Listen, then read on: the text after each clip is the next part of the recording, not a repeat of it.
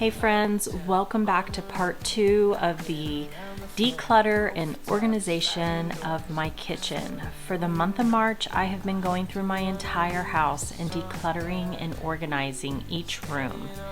And I started in the kitchen, and this process took me 3 days to get through. What I thought was going to be simple because I had already gone through it and decluttered it once before, things have crept in.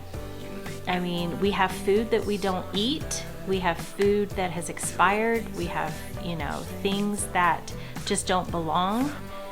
And I really went through and decluttered these cabinets. This is my excess pantry items, so my can cabinet as I call it. I also tucked my toaster up here, which I'm really liking. Spices, duplicates, empty bottles, spices we don't use. And then I have another spice cabinet for baking. That one's a hot mess because, the kids get into that one. But, it has expanded to the counter. And by removing all the excess stuff that we simply don't use in the duplicates, I had like 3 cinnamons and 5 nutmegs. We now have room in the cabinets. And I put everything in a basket so that it was easy to take out and look in the basket and put it back.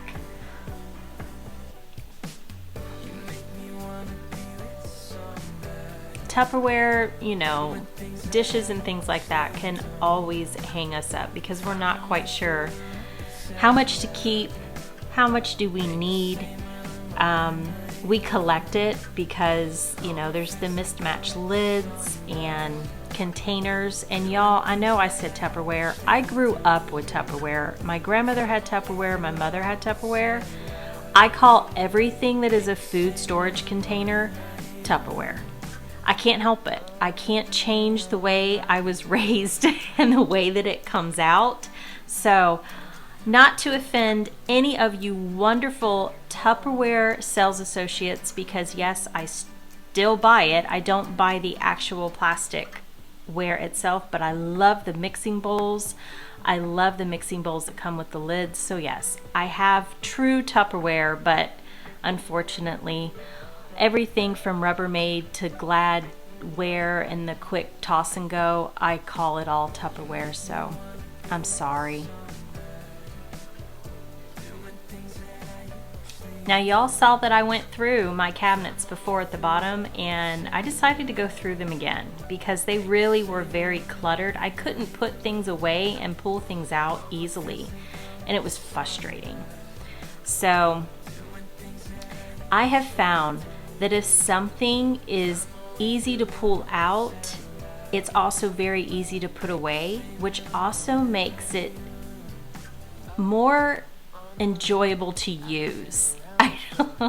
That's the best way I can explain that, is that, if I can put something away easy and pull it out, then I'm gonna reach for it. But if I have to move everything, I'm probably rethinking this whole recipe or what we're having for dinner because I don't want to dig it out of the cabinet.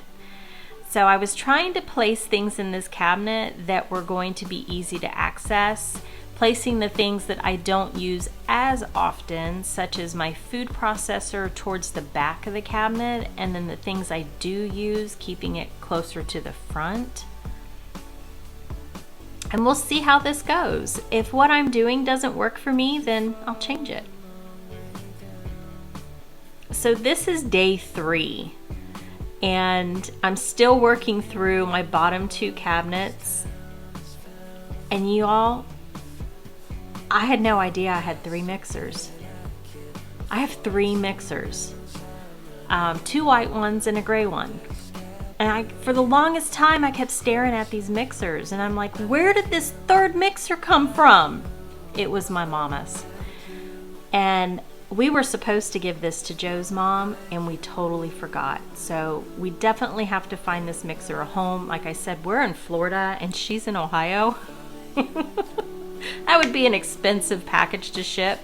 So I think we're gonna pass this on to Katie. She loves to bake, and she is looking at getting her own place, so I think we're going to let her take this mixer with her. She will definitely use it and enjoy it.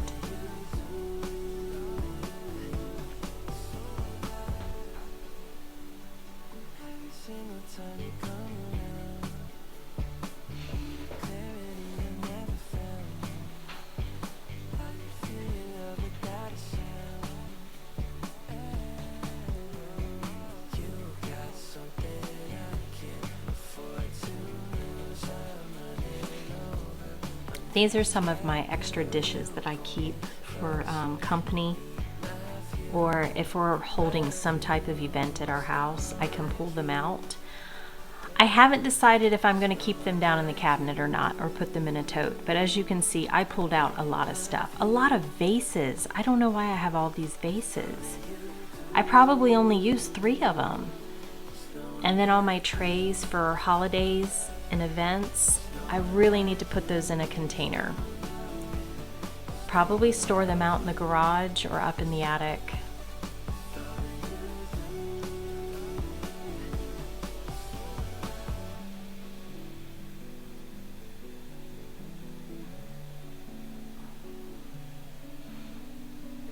Now I know this was a process. This took me 3 days, but guys, I didn't do this process by myself. I put on some of my favorite YouTubers, some worship music, upbeat, happy music, and it really helped pull me through this process because sometimes it's just so discouraging. You'll see me stop a few times and kind of hesitate.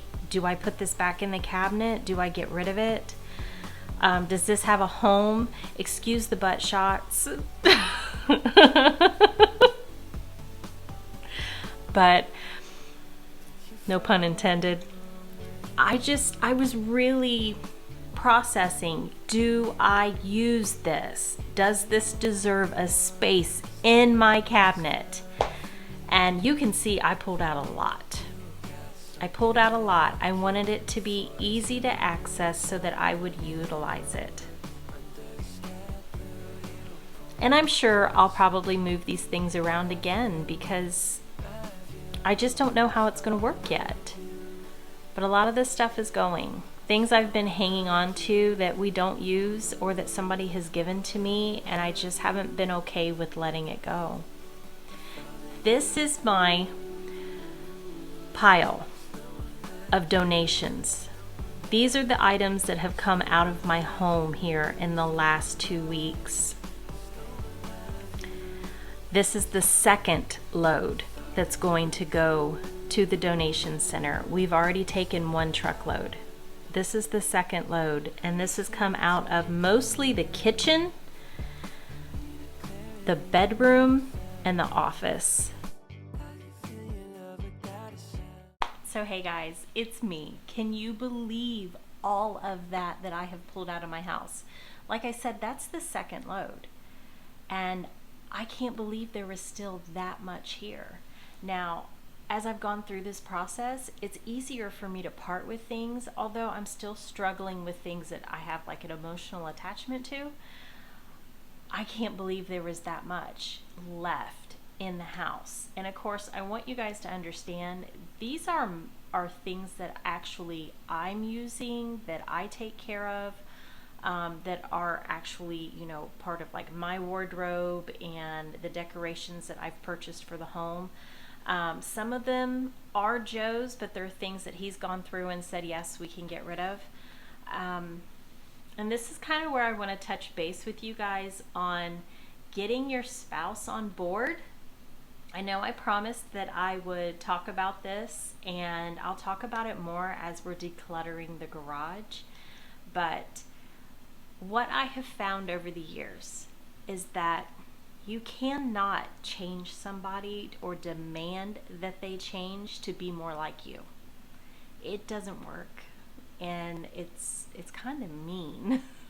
But a gentler approach, and it does require a lot of patience, and it requires love and understanding, is that when you want to get your spouse or significant other, a roommate, on board with you decluttering your home, you need to start with you first. that's the best way to start. Set the example, show them what it looks like, talk to them about the process of what you're going through, and share that with them. But you can't force it on them. Joe and I are two very different people, and we love one another, and we share things in common, but we have a lot of differences. You know, his organization is not my organization. I organize differently than he does. I can't make him comply to what I'm doing, but he's watching me do it. And it's becoming easier and easier for him to let go of items that he's hung on to. And I don't understand completely why he hangs on to them. And I don't think he does either. But as I'm walking through the process of letting go of things, I'm sharing that with him. I'm telling him why I am getting rid of it. I'm telling him, you know, why I'm letting go of things that before I would have kept. It's very hard to let go of some of my mother's belongings because they were hers, but I'm not using them. And just to hang on to something and put it in a box and basically let it sit there and dry rot because, you know, it won't last forever and not be used, it kind of defeats the purpose of hanging on to that memory you're trying to preserve. And that's the thing, is I understand now that I'm trying to preserve a memory that I had of her, and I have the memory. I don't need to hang on to the actual thing. I have the story to tell. And sometimes things help us remember the story. So there are things that I keep of my mom's, like her angels, and I've kept a few of her books. But for me to keep things like, you know, her purses or her shoes, like her and I didn't wear the same size shoe. We didn't wear the same size clothes. So to hang on to those things doesn't make, you know, any sense. But then again, you're thinking, but they're my mom's. And it's hard to let go of those things. But I want to remember my mom and share her life story. And I just don't find those things in her clothing or shoes or a lot of the odds and ends that she collected. She loved little knickknacks and things. And, you know, with her collecting her angels, I kept a portion of her collection. I did not keep all of them. I kept what I knew I could keep in a space, one space. And anything more than that, I capped it at that and said no more than just this. And then I have the pictures and some music boxes of my grandmother's. But if I collected all these things of relatives that have passed, loved ones that have passed, my house would be a, you know, a memorial or a monument to them.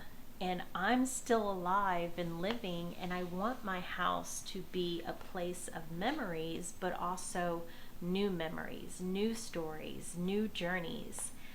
So I have a special place for those things that I am keeping, and then I have our things here. And I respect that for Joe it is harder to let go of some things. And we've put them in containers because a lot of the things that he's keeping he can't display, he can't put out. And some of the things that he's keeping, like old cameras and stuff, he doesn't use. He's not interested in photography, but his son is. So it's like, would you consider passing this on to your son? Maybe he might want to use it.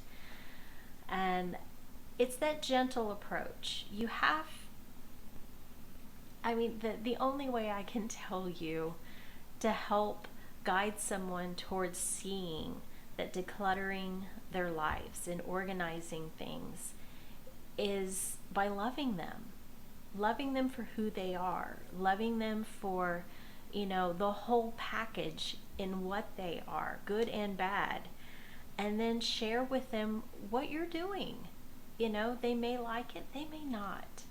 but set the example and, invite them to join you on your journey through the decluttering and organizing. And if they do it, encourage them to keep going.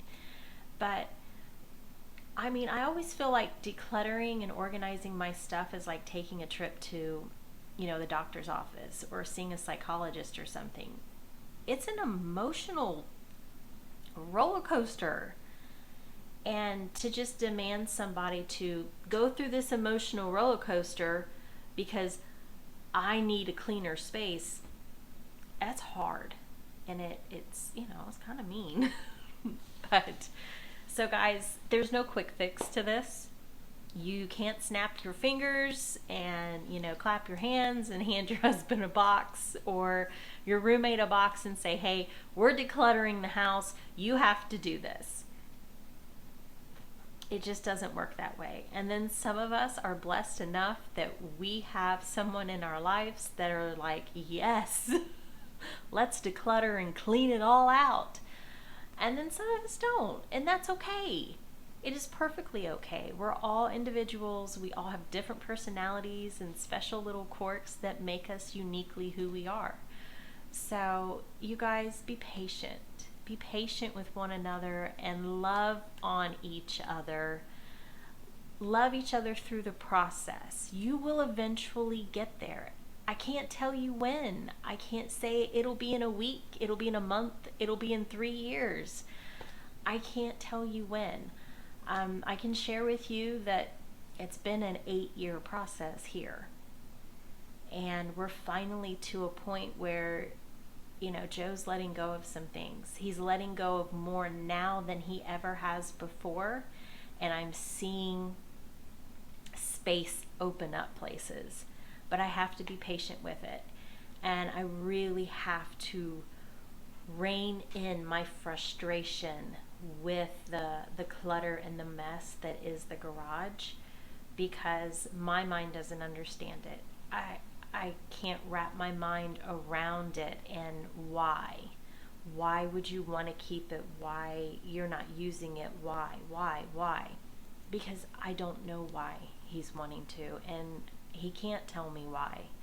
So the best thing I can do is help him by sharing my organizational abilities, taking some of this burden off and saying, hey, let's group like things together. Let's put all your pictures together, all your books together, all your electronics together, all the video games together. Let's group things together and put them in like places, put them in totes and put labels on them and stack them on, a shelf. That way we can at least find them easily. We know where everything is. It's tidy and it's put away.